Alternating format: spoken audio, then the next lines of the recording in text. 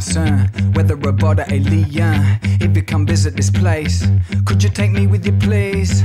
I can tell you about Earth, my general knowledge ain't superb, but I know a lot about art, and that tells you a lot about us.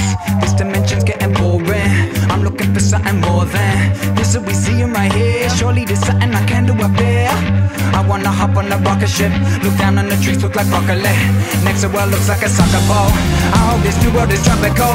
Sometimes I look up and pray, I don't know who to better say. Please don't you take me away, I'm kinda sick of today, hey. Sometimes I look up and pray, I don't know who to better say. Please don't you take me away, I'm kinda sick of today, hey. Please take me away, yeah, UFO. So tired of this place, won't you let me go?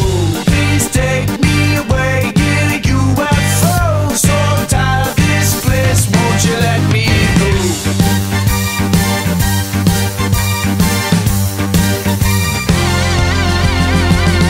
I feel like I don't belong, I really want to head home. I will wait here by the phone. Scotty, won't you beam me up? I wanna chill with you back. Don't you know that he's my brother from another mother? Take me home so we can see each other.